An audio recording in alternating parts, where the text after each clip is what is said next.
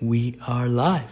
What's up, everybody? Welcome to another episode of STORYHIVE on location Vancouver with beats, eats, and more.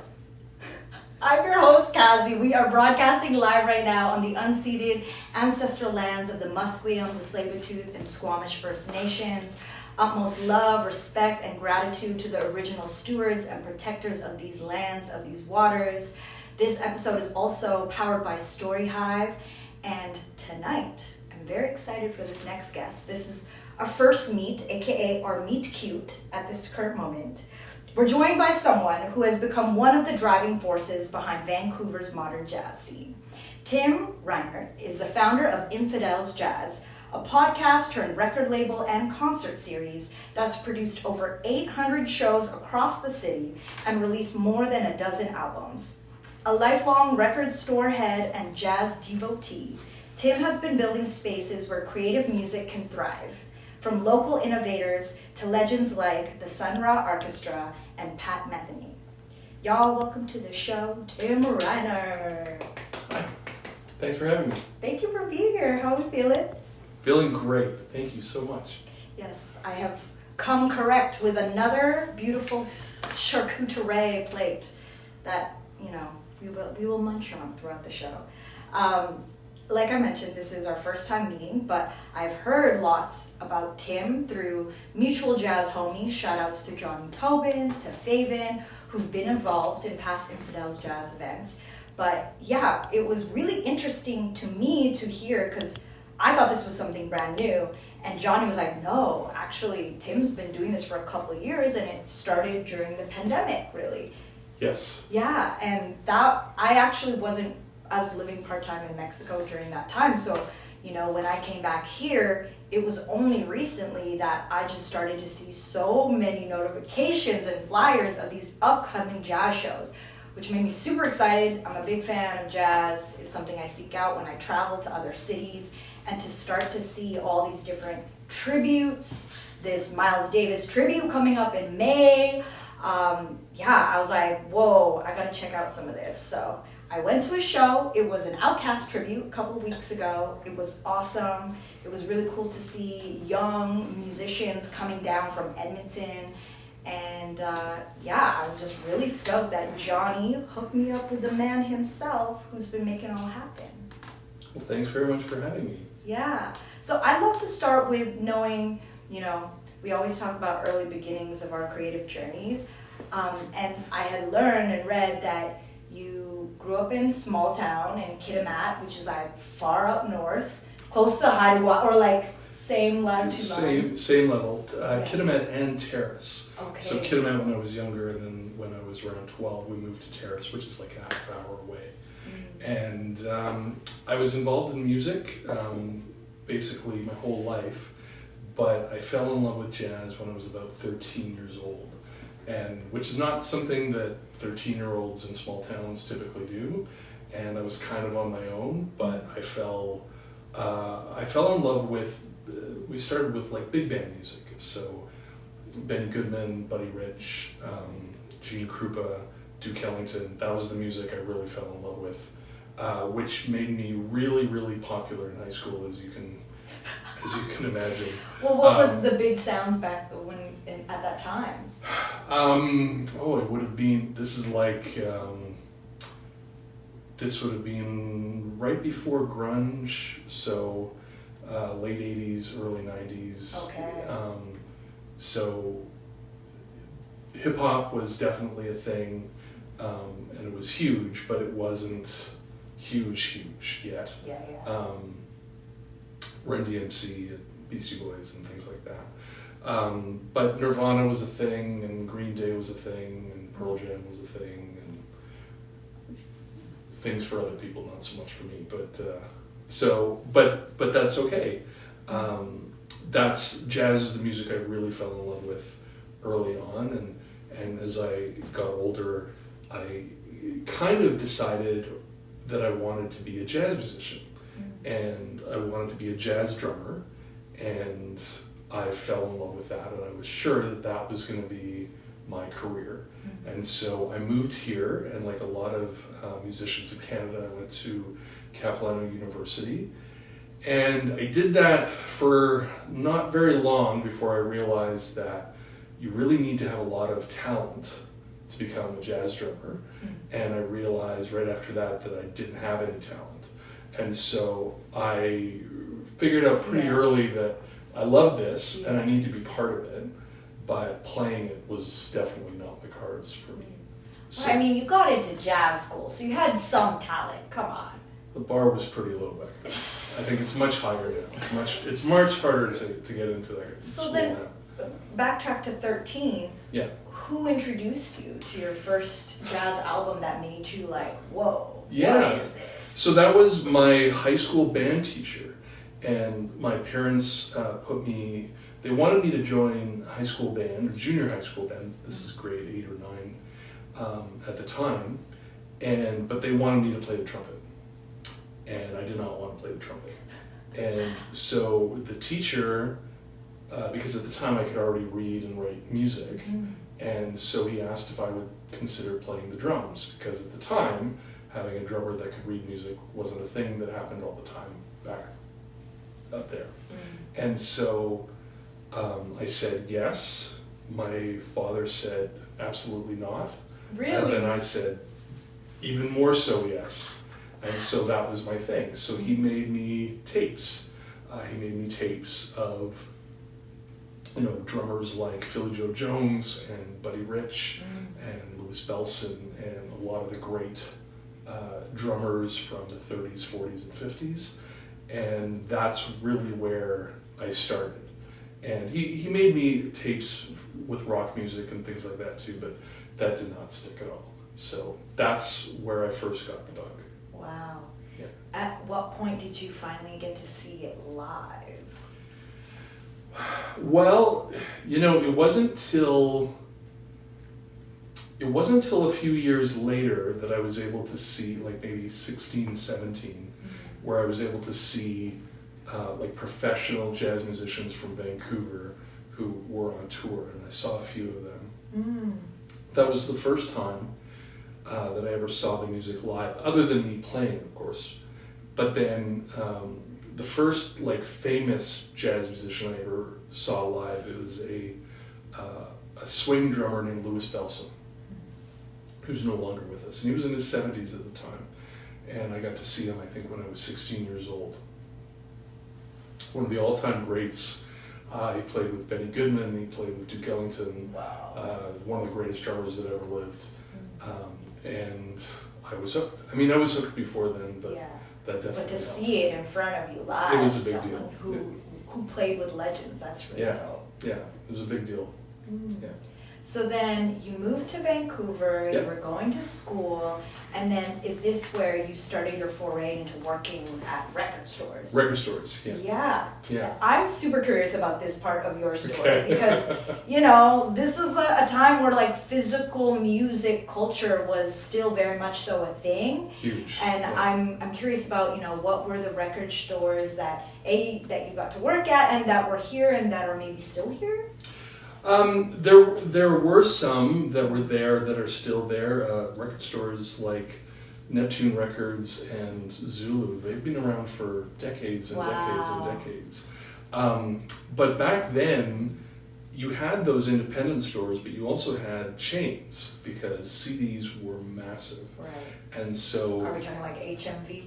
We're talking HMV. I never worked for HMV. Yeah. But A&B Sound, which was a huge thing, a huge part of the Vancouver music culture back then. Sam the Record Man was another one that was huge. A lot of people don't realize this, but Future Shop, which is what Best Buy used to be, Future Shop had a major CD component to what they did. I managed a store for them on Broadway for years. I worked behind the scenes as a buyer for that chain. I bought CDs for all of the Future Shop and Best Buys all over Canada for years. And at one point in, I want to say 2000, I went to work for the Virgin Megastore, which was a huge store at Robson and Burrard. You literally just flashback memory to what is now... is it Victoria's Secret or something? It became HMV. That's right. Then it became Victoria's Secret. Yes. And I think it might be Adidas now. But yeah, I definitely remember when it used to be the Virgin record store. Yeah, it was massive. Yeah, 3 stories. I want to say 30,000 square feet. Yeah, it was huge. Huge. And I worked there for years as running the buying department, and worked as an assistant manager, managed the store for a while. And yeah, it was a really great time in that, you know, there was a lot of money. The record label spent a lot of money at the time, which is something that doesn't really happen these days. And so there was a lot of great live music happening in the scene. There was a lot of venues, probably bigger venues than there are now. Which ones? Richards on Richards. Right. Commodore was a massive part of the scene at the time, way more than it is these days. Starfish Room, that was great. That was a great venue on Richards as well. So it seemed that, especially if you loved rock and hip hop and more popular music, there was a lot going on. There was a lot going on in the jazz scene as well, but I mean, jazz never makes as much money as those. So, yeah. And yeah, I guess I'm curious about what the jazz scene was like in Vancouver at that time. And were you starting to get involved with it then, or was this your record store era? It was both, actually. At the same time, I started doing a lot of MCing for Coastal Jazz and Blues, which is the organization that puts on the Vancouver International Jazz Festival, and they're still around. And I MC'd concerts for them from, I want to say, 1995 till very recently. And when they would get touring artists in, I would introduce them, tell people about their stories. I would do more for the local scene. And the local scene here has always been, because of Capilano, being very full of very talented people. And the scene here has a thriving straight-ahead jazz scene, you know, people who are influenced by Miles Davis and Thelonious Monk and people like that. But also, it's always had a really strong experimental and free jazz scene. And in the 90s, that's when I really started to get into that. And we have a lot of musicians who still play in the scene today who kind of came up during that era, and because of the support of the Jazz Festival, they were really able to make strong careers for themselves. So, you know, part of my life was paying the bills and working in record stores, and thankfully back then you could live in Vancouver and work in record stores, which sounds just insane today. Yeah. But I did it for a long time and very grateful to have done it. But then I got to do a lot of work in the jazz scene and trying to help in a very small way, because at the time I wasn't organizing, I was just MCing. But I still got to know a lot of people, and that's really where I kind of got involved with the scene for the first time. And yeah, until fairly recently I would MC for other organizations, not just Coastal, but I'm too busy for that these days. There's too many Infidels shows to MC. So yeah, which is exciting. Yeah. You know what I listened to last night? The Shape of Jazz to Come, which you had mentioned was an album that really influenced you. Yeah, and had you heard that before? No, I had not. And what did you think?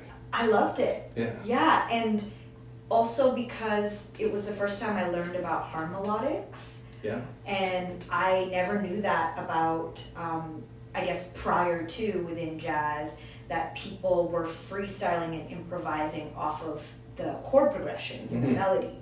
And then this was an approach where they were all at equal level and influencing each other. And so in knowing that, that is what I was listening for Mm-hmm. and listening to.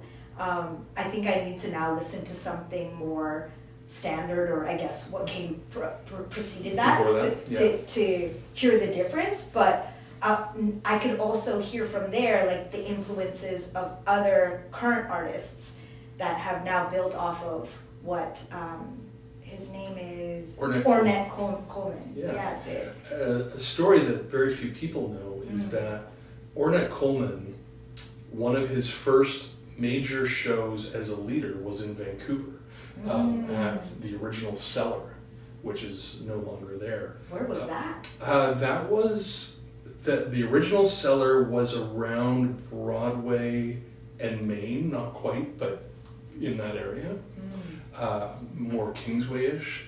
And before he had even released his first album, he came up from LA and played here. Wow. And with Don Cherry on trumpet. That is so cool. Yeah. I also just love like the fact that he named that album, which was released in 1959, The Shape of Jazz to Come. And that was like almost like a premonition of actually that is true. That was The Shape of Jazz to Come. I think I could be wrong, but I think the record label named it. But it definitely, when you name your record something like that, people pay attention. And he, as you can imagine, was not necessarily the most popular guy. You know, when you say, hey, I'm the future of jazz, and you put that on your album. Yeah. And this guy breaking all the rules. Breaking every rule. Yeah. Some people really love that, and some people really gravitate towards that, and some people don't like it so much. I listened to that album probably a couple months into being at Capilano University, and I had heard of Ornette Coleman, I had heard him a little bit, but nothing really stuck. And this album just grabbed me, it killed me. And it really kind of set me off on a path in terms of the jazz that I like personally.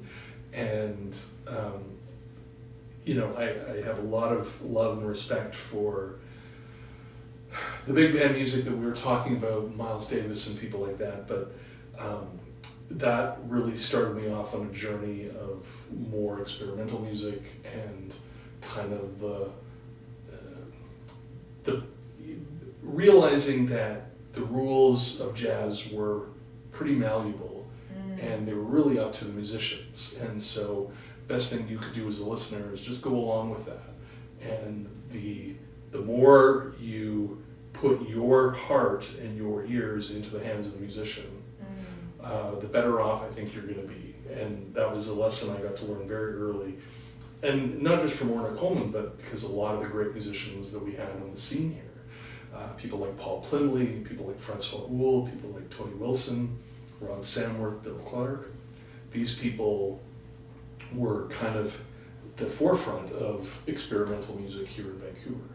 And I was very fortunate to be able to, introduce their shows and get to know them. And some of them do shows for me today, which is still crazy to me, and it's a serious honor. And I'm very fortunate.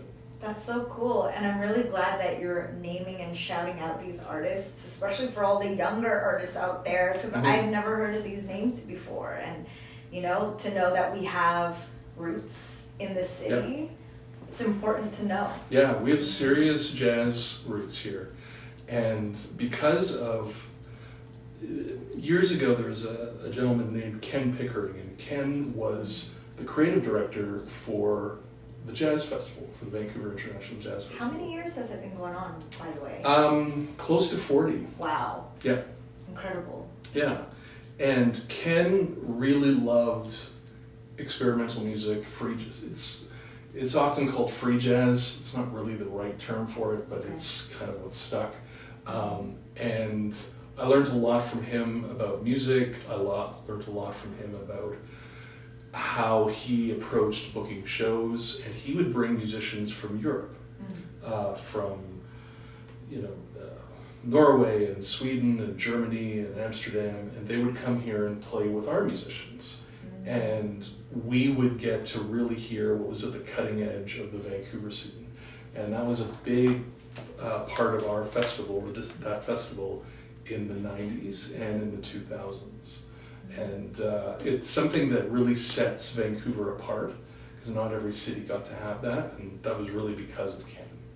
Wow, that's cool. And also to, I guess, I don't know what that's like because I'm not a musician, but that the ability to go and connect with somebody who has a different perspective internationally, and then to find your chemistry to be able to play a show together. Yeah. That's really cool. And it really developed the scene, because the musicians here, they weren't really playing with American musicians, they were playing with these European musicians, and it really guided kind of the path of the scene for a long time. Not so much anymore, but for years it did. Why not the US? They just weren't coming up here, or? They weren't coming up here, and it's still a challenge to this day. And there's a lot of reasons why it's a challenge. The exchange rate, obviously. Border can be challenging. Yeah.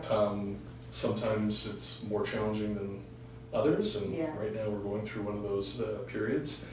But the main thing was funding. So back then, they would be able to put together a deal with the Italian consulate, or the Dutch government, or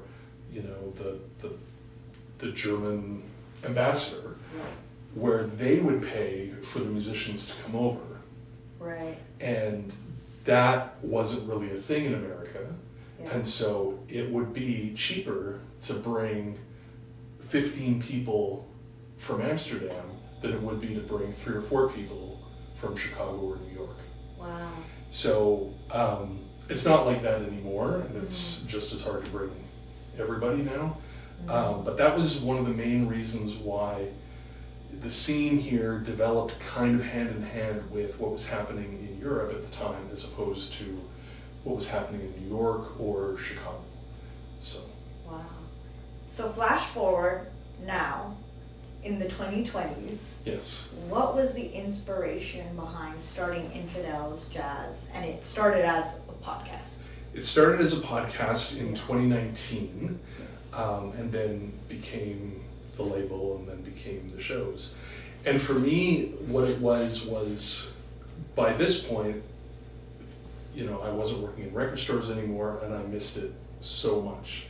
I missed being part of the community. I would MC shows, but I felt that I wasn't really contributing the way that I had contributed in the past. And at the time, the scene was honestly struggling. Yeah. There was shows that Frankie's Jazz Club was doing really well, thanks to Corey Leeds. Tyrant Studios was doing really well, thanks to Daniel Dirksen, who runs that great space. But there wasn't much else. There was some things, but not much. And so I started the podcast in 2019 with the goal that one of the major focuses would be to focus on local artists. And so I would promote those artists on the podcast as much as possible. And then I started to almost immediately realize that I was getting a serious itch to contribute more. And then we would have probably started in 2020, but then things happened in the world, and Oh yeah, just that crazy thing that happened. that crazy thing, we don't need to talk about that thing. The panini, we like to call. The panini, okay. So things got put on hold, but I still started the record label in that time, and we put out an album by 2 local musicians named Kenton Lowen and JP Carter. I really like the Kenton Lowen one. Yeah. Kenton's great, he's a good pal, so is JP. We put that out, and the idea was that I would put out a record label, and then every once in a while I would do a concert to support the label. That is not how things turned out, obviously. One of the things that happened is I got reached, a club on Davie Street, a bar on Davie Street reached out because like a lot of venues during the pandemic, they were struggling. And they're trying to figure out ways to get people in. And so they reached out and said, would you be able to help us out and put something together and put together a show? And so we did that. And that was in October of 2021. And we sold out immediately. And that was with a great trumpet player who lives in Brooklyn now named Chris Davis. And we did another one and that sold out. And then another one and that sold out. And we were able to do this during the pandemic. You know, we were masking and following all the rules. Yeah. And at the time, you could kind of skirt around the rules a little bit because you couldn't call it a concert, but people could come to the bar while musicians were playing. So that's kind of, which seems ridiculous, but that's how we got around it. Yeah. And then almost immediately other venues started reaching out, and then I started reaching out to other venues, and that's when I got the idea of having different series fit different needs in the community. So if you go to our shows, you'll see that not all the shows are the same. So the shows that are at this venue are different than the shows at another venue. Some shows feature very young, developing talent. Some feature veteran musicians who've been on the scene for a long time. Some of the series are more experimental, some are more straight ahead. And as you come to shows, you kind of figure out which is the right fit for you. Right. And we started that really early on. And I think by May of the next year, we were doing 4 regular series. We're doing, I think, 12 now, in addition to the bigger one-off shows that we do. And that's where it all started. And by the end of 2022, we had done dozens and dozens of concerts, and the demand was there. The more we did, the more people wanted us to do. And so we kind of moved the focus, or I should say expanded the focus, not just from local musicians, which is always going to be our main priority, but to touring artists and to people who would come to town, American musicians, and that has been something that has been absolutely incredible and terrifying at the same time. And I find Which part of it is terrifying to you? Getting to work with heroes, like people who I grew up listening to. And they say don't meet your heroes, and there's some there's some truth to that sometimes. There's a lot of truth to that, but then there's people who are just lovely and wonderful. And as Infidels has grown, as you mentioned, we've presented over 800 concerts now.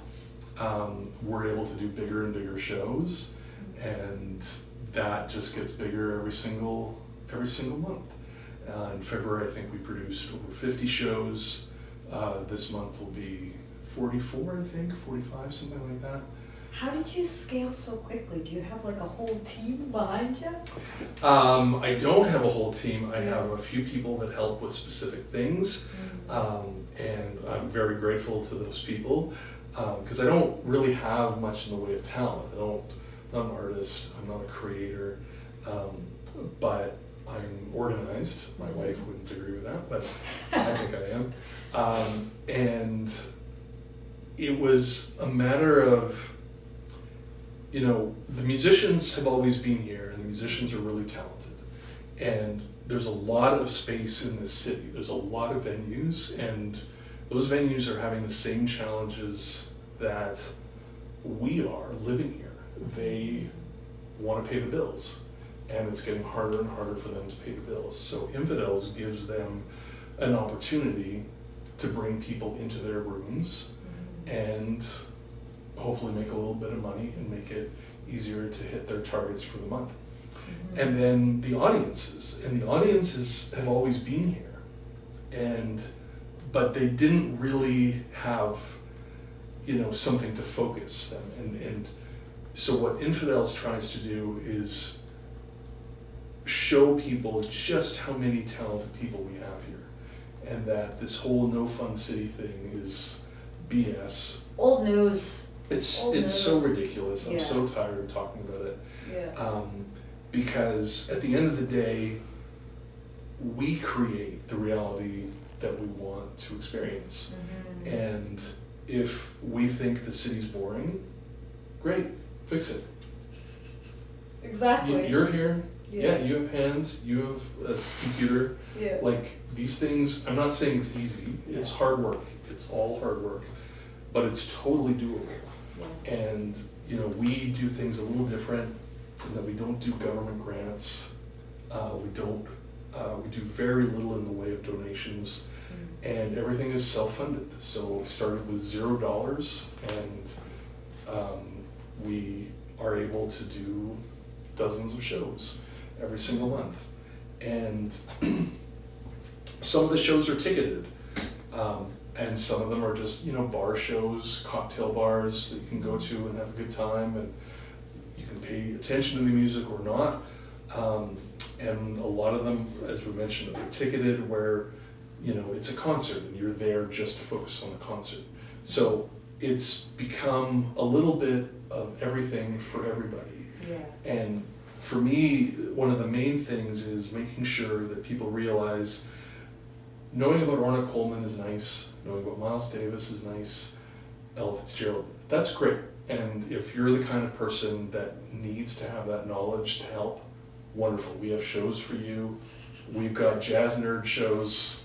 Just for you. Just for you. But if you don't know, we want you to come. That doesn't matter. We want you to come. We want you to have a great time. At the end of the day, being entertained is as important, at least to me, as being educated. And so people don't necessarily want to learn all the things that, you know, jazz nerds know. Sometimes it's okay just to come and enjoy yourself. Yeah. Just listen to music. Just listen to music and socialize with people and be part of the community. Yeah. So. Thank you for sharing all of that. I'm going to combat you on that. You are an artist and a creator, and that this is your artistry and this is your creation. And the reason why I'm also combating you on that is because, and this is the part that I was saving for you, was I relate to you in that within the street and club dance community that I'm part of, I don't battle, I don't train to perform, you know, and I actually started my way into the scene with documenting. I was a videographer and photographer at the battles and the parties like 15 years ago, and just was such a supporter and a fan. And you know, like when it's time to party, I know how to two-step, more than a two-step, but like I know how to get down, right? Yeah. But my personal preference is I don't want to be watched or perceived. Like I just want to dance with people, not for people.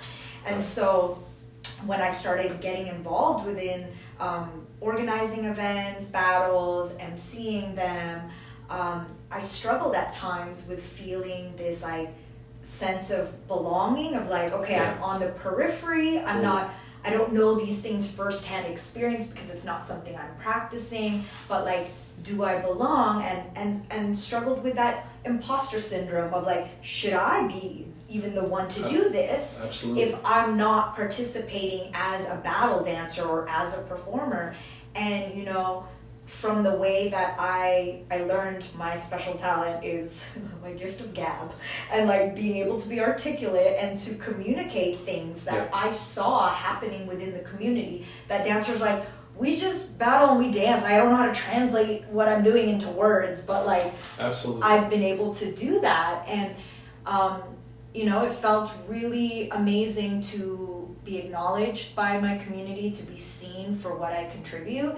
And less I feel that imposter syndrome, and more I feel like, you know what, I have my own special lane. And when I get asked, because I get asked all the time, as you probably do, like, are you a musician? Do you play? Like, I go to battles and events, like, are you battling? Do you battle? And I just have to explain. Or like, are you a dancer? I'm like, yeah, I mean, I do dance when I hear good music. That's the kind of dancer I am, you know? So I have a lot of gratitude for people like you, people like me, where this is what our special skill is, like the ability to bring people together. Yeah. And to organize, because again, also a lot of artists do not translate into being good organizers, you know? Yeah, and we talked a little bit before. It's something that I struggle with, and not as much anymore. But you know, for better or for worse, I've become the face of this, which is, it's challenging because, as I mentioned before, I'm not the one who's actually creating the reason why people come. People come for the music, and I'm not creating any of that. Right. So for me to be the face of it and to talk about it and talk about how great we are, it feels very weird for me, because at the end of the day, people come for the musicians. And the musicians are the people that we should always be talking about and putting front and center. But as you mentioned, a lot of musicians, you know, they don't, it's not even if they're good or bad is almost irrelevant. They don't want to spend time doing it. They want to be great musicians.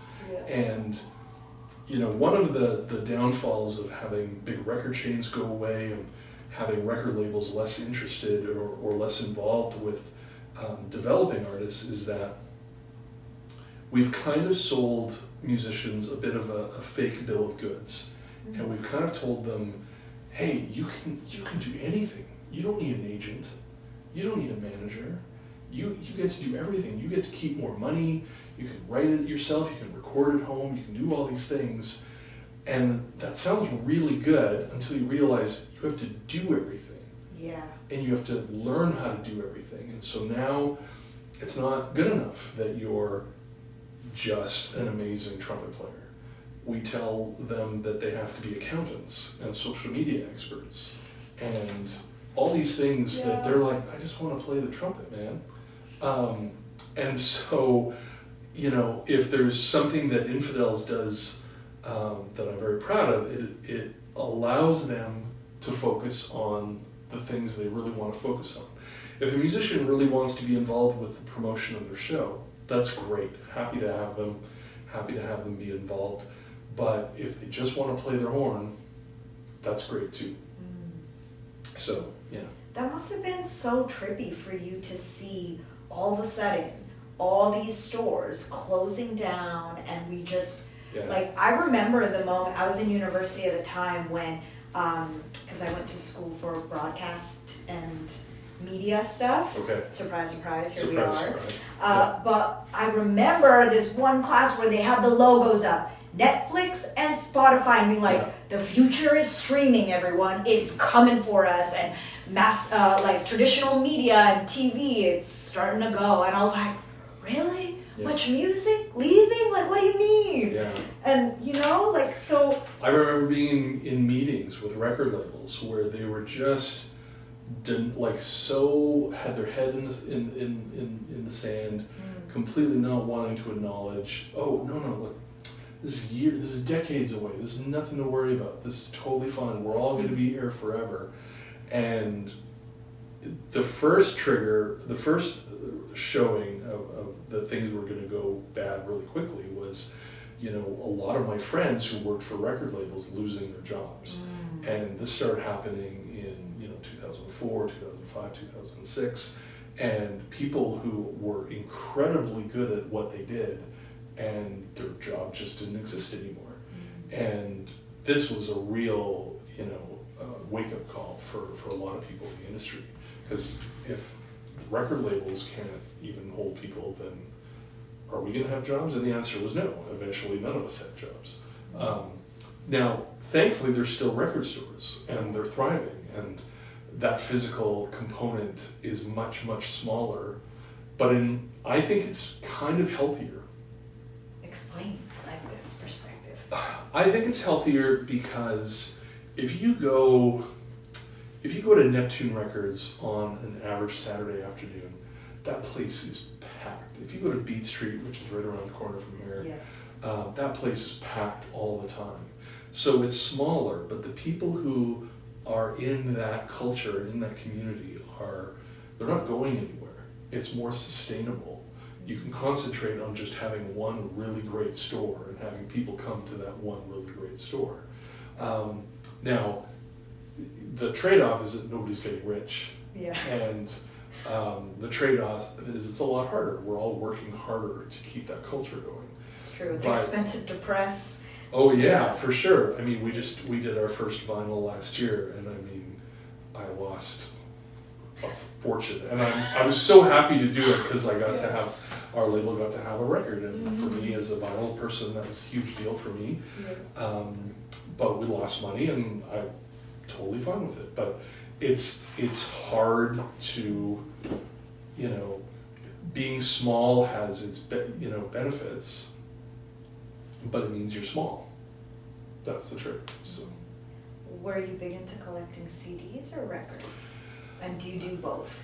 These days, I collect records only. I had years and years of CDs being my main way of collecting, like a lot of us did. But I prefer records. It's not better. Don't listen to anybody. Listen to music the way you want to listen to it. But I love the feel. I love the time you have to take. That's a big thing because it's very easy. It's very hard to be present when you have distractions. But if you're taking the time to take out a record, put it on the turntable, you are making time. You're forcing yourself to be present with that piece of art. Mm-hmm. And that part I really like is kind of the time travel part of it, where even if it's, you know, something from the 40s or 50s, you're now engaging in a small contract with that record for a brief period of time. And it's not as easy to do that as if you're listening on your phone or if you're listening on a CD, because it's quick and it's easy to get in and it's easy to get out. Records are not easy. Nothing about collecting records is easy. It's inefficient and expensive and wasteful and amazing, right? But it takes a lot more time, but it means you get to focus on it more. I agree. It slows you down. And totally. I love the act of that within listening because, you know, it's so easy to let the algorithm choose your music for you, but then you miss out on the liner notes and you miss out on who's this? Oh, and then what did they write about this, you know? So yeah, the art of active and present listening is something that I feel people are starting to cherish again. Like I'm seeing more and more friends are like, I bought a record player. It's like, yes. Totally. I'm curious to know, what do you think people misunderstand about jazz today?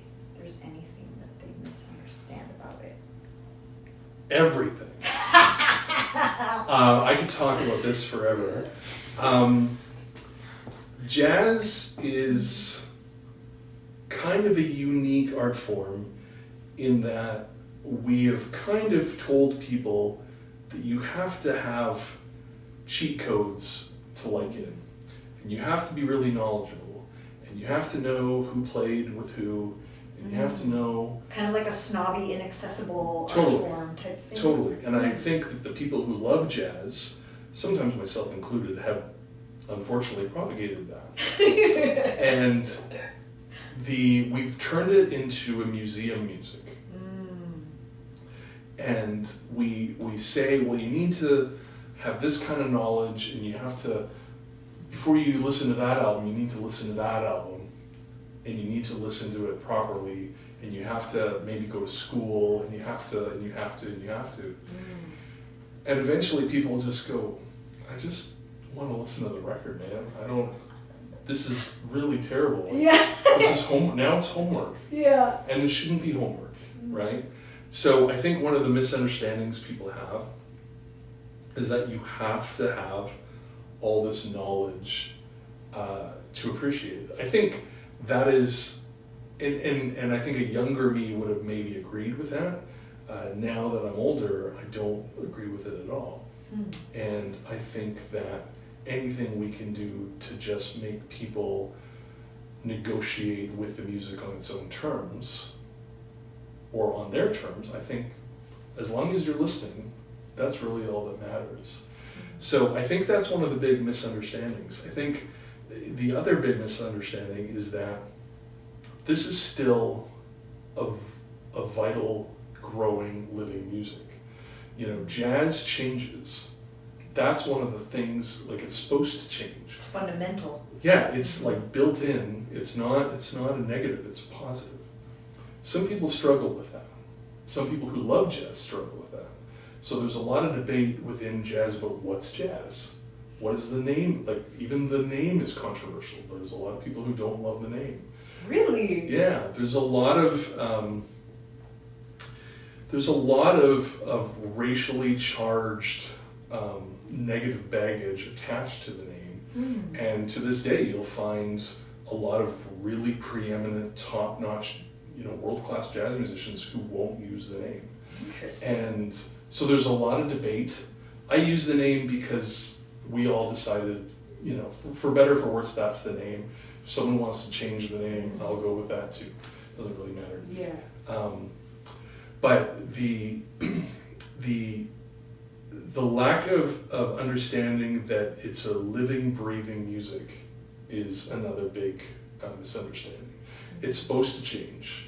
When you go back into jazz history and if you were able to have a time machine, you took the music of Thelonious Monk and you brought that back to the 30s, to Louis Armstrong, and you played that for him, he would not know what he was listening to because it was so fundamentally different than what he was playing.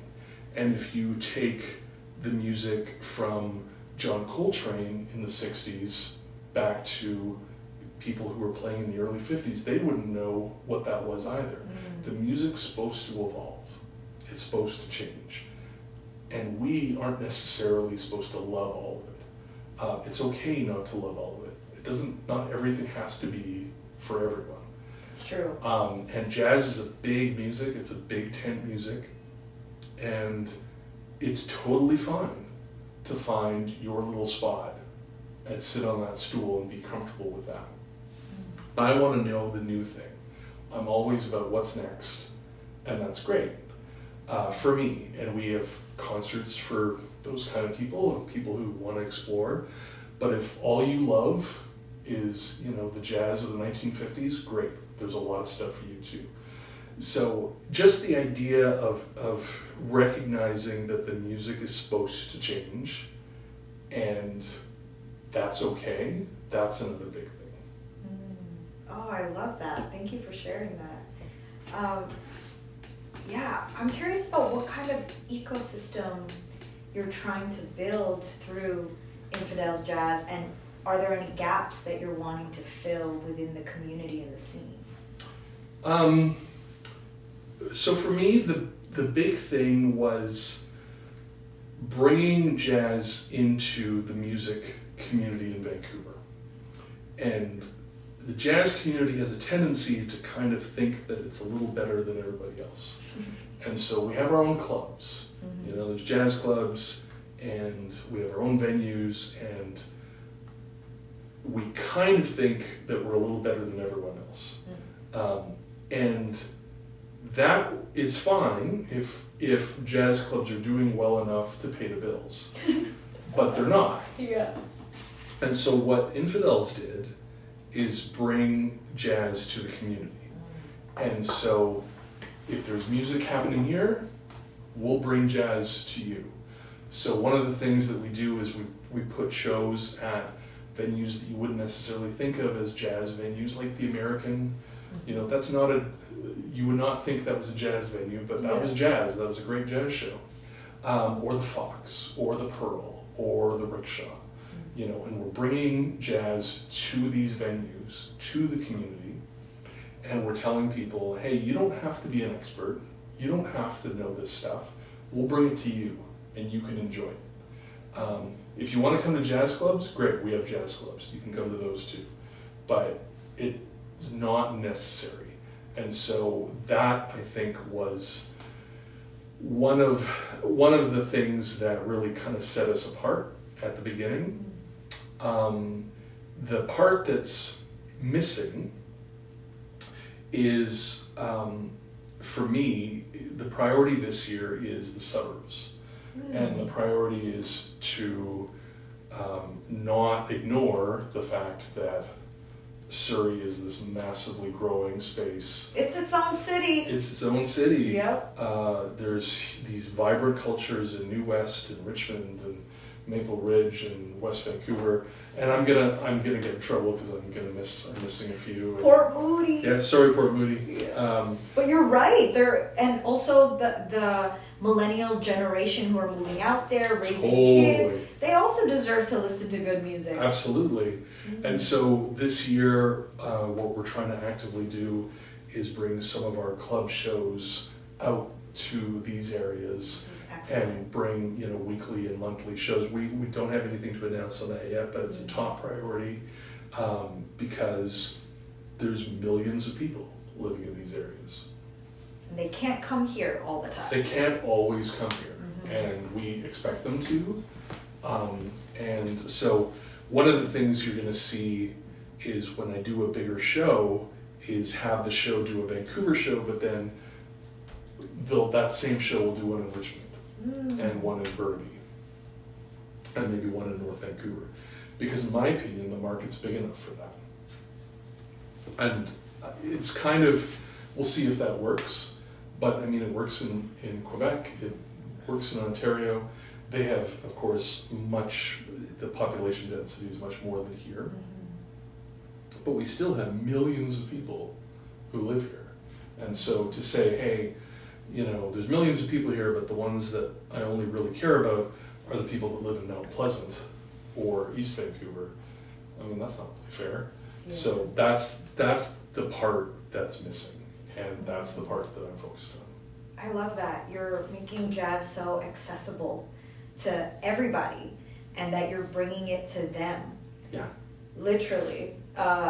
Already hyper locally within Vancity, but now thinking beyond. That's actually very, very cool. And you're right, I've done a bit of work out there when I used to work with Vancouver Mural Festival, and they'd get asked by Port Moody or Coquitlam to do some activations there, and I was seeing these young families and people around my age category, Generation X, who they're like, yeah, we just can't always come out to the city. Yeah. But to be able to pop up in these spaces that they're building within these very quickly developing and densifying areas. Yeah. It's a really good idea. And the cities are on board. I'm literally talking to municipalities right now about being part of their cultural festivals, and there's money and there's a will, but there isn't necessarily a know-how.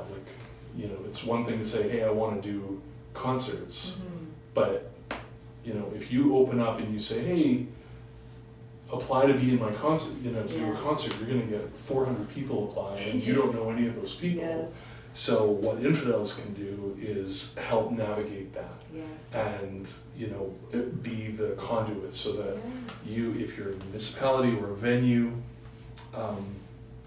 you don't have to learn who all the musicians are. You just have to learn who Infidels. That's what makes you a curator, I guess. Yes, absolutely. Curating with the taste, but also having a wide range within that taste. It's a wide range, and the gatekeeper term gets a lot of negative flack these days, but if your goal is to always keep the gate as wide open as you can, there's still value in it. And I always say that, if you want to do a concert, you have to have a musician, you have to have an audience, that might just be one person, and you have to have a venue. It might be like a street corner, or it might be Rogers Arena. Those are the only three things you have to have to do a concert. If you don't really need a promoter. So if you're going to be a promoter and you're going to do what I do, then you have to provide value to all three of those all the time. Yeah. And it's not just about providing value to the musician, although that's super important. And it's not just about providing value to the audience, although that's really important. it's also providing value to the venue. And that part we kind of, don't like to think about too much. But we need venues. Yes. And in order to keep venues going, we need to keep providing them reasons to want to do this. So it's cheaper for a venue to do a trivia night than it is to do a jazz concert. So if we're going to do a jazz concert and we're going to convince a venue or municipality to do that, we need to provide value and show them that we can bring people out. In 10 years from now, what kind of jazz community do you hope that not just Vancouver, but I guess this whole region grows into and becomes? In 10 years, if what I'm hoping happens, it's not going to be the region, it's going to be the country. And you're going to see there's going to be Infidels shows in other parts of the country this year that we hope to announce soon. And So we're cool. going to be doing tours. We're hoping to do shows in the US, but really the priority is going to be taking what we've built here, because we really have built something very unique in Vancouver because of the great musicians we have and the enthusiastic audiences. And I basically want to show the rest of the country that they can do this too. And in the short term, 2026 horizon, what are you looking forward to the most? It's a big year. It's a really big year for us. There's so many shows that I can't really take the time to mention them, but in May we are doing a celebration of the 100th birthday of Miles Davis. And Miles was a big deal for me when I was a kid.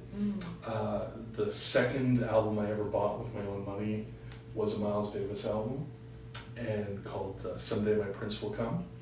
So we're doing 7 concerts throughout May at different venues, featuring different trumpet players and featuring different eras of Miles. So Super cool. I love that concept. yeah, I'm really excited about it. I think everything is probably going to sell out. Not quite yet, but it's on track. And we're going to be doing something similar, a little different in September because it's John Coltrane's 100th birthday. Whoa. And then also around the corner in June, we're doing something called a June Jazz Showcase that is going to be at a venue we call that on Granville Island that we do a lot of shows at, called the Zameen Art House. It's a small venue, but we love doing shows there. And then the really big thing that's happening this year is in October, and it's called Van Jazz 2026, and it is a brand new jazz festival that I am co-directing with Corey Weeds, who is a fantastic local saxophonist and organizer and the founder of Cellar Music, and a big part of the reason why the Vancouver jazz scene is as respected as it is because of Corey. And Corey and I are launching our own jazz festival. We announced our first headliner a couple weeks ago, Julian Lodge, and we have some more big announcements right around the corner. This is so exciting, y'all. We have a jazz scene in Vancity if you didn't know. That's so awesome. Well, we actually are coming up to an hour. It went by quick. It did. But we always do a little rapid fire fun. Okay. Do you know what I mean by that? I'm going to ask you some questions. You have to answer them. Okay. You know. Do I have to be honest? No, because if you lie, then I won't be able to tell. Okay. So, don't overthink. First thing that comes to your mind. Are you ready? No, not at all. But let's try. Let's try. Jazz album everyone should hear once in their life.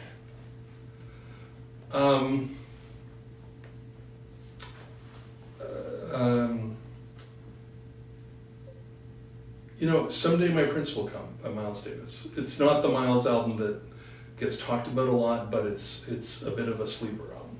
Yeah. A jazz musician that's passed, you'd time travel to see, and what era would that be? That isn't alive anymore? Oh, Thelonious Monk, 1944. Ooh, what was happening then in 1944? He was basically creating or co-creating the music that we call bebop today, and he was one of the major founders of that. Very cool. Favorite jazz instrument to listen to? Oh, I'm gonna get in a lot of trouble. It's still the drums. Yeah. It's still the jazz drums are, for me, that's it for me. Current Vancouver jazz musician people should know about?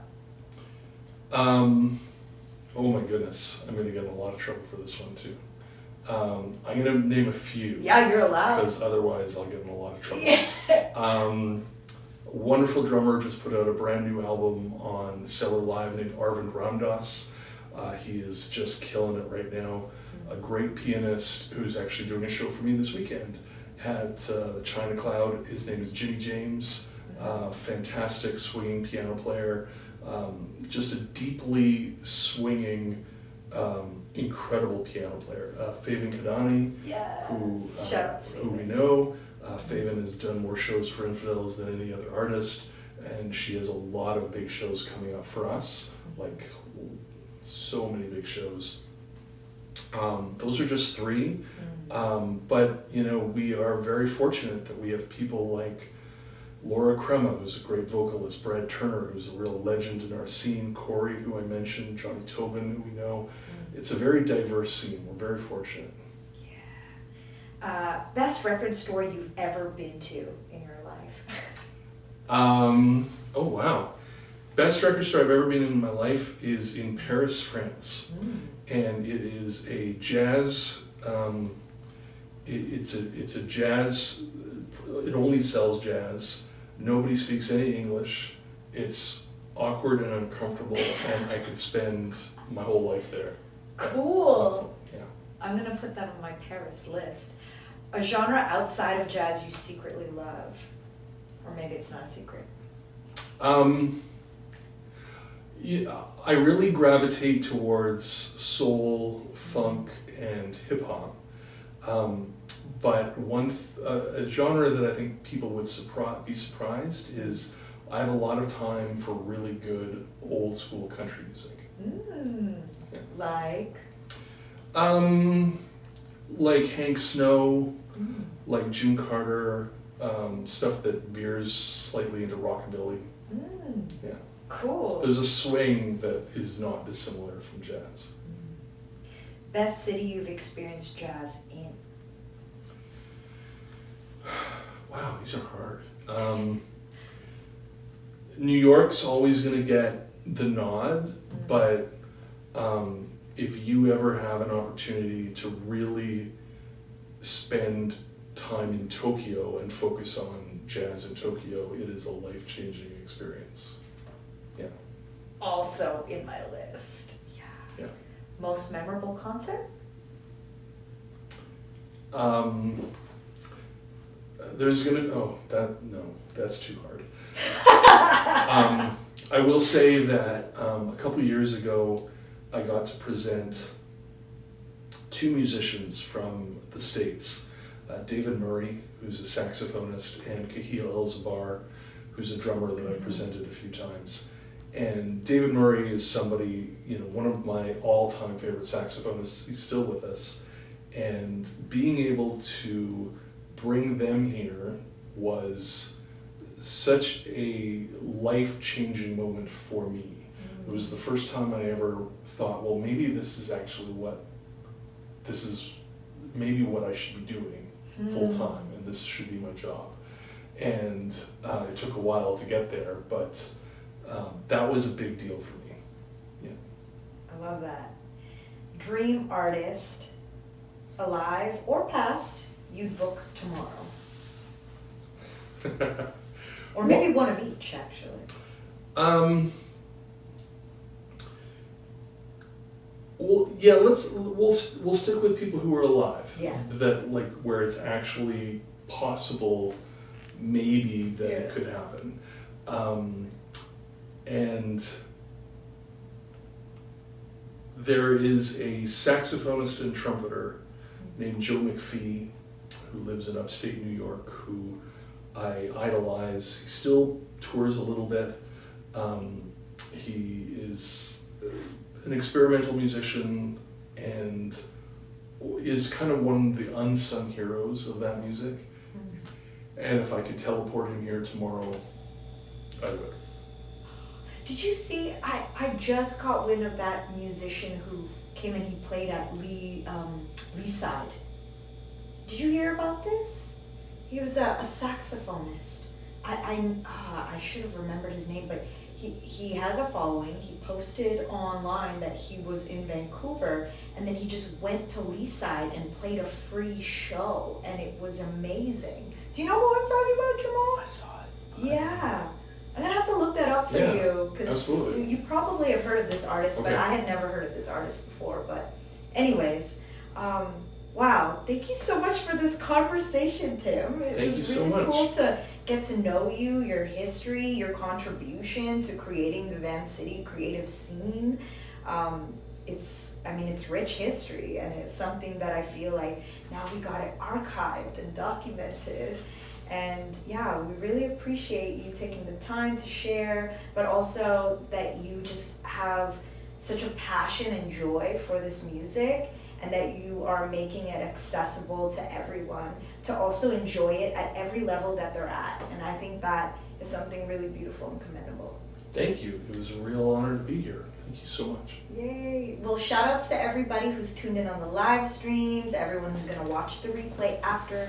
We appreciate you. This episode has been powered by TELUS STORYHIVE, and if you are an artist or creative, a dancer, musician, chef, and want to come and be a guest on this show, you can scan the QR code that's going to pop up on the edited version of this video and fill out the form, and you may be sitting next to me having all these wonderful snacks that we're going to dive into soon. My name is Kazi, this is Tim, Reinert, and you can find them on @Infidels Jazz on Instagram or infidelsjazz.ca. That's right. And I hope to see you at some shows and also to meet the man himself. All right, y'all. Peace out. Thank you. This is STORYHIVE on location Vancouver with beats, eats, and more. Bye-bye.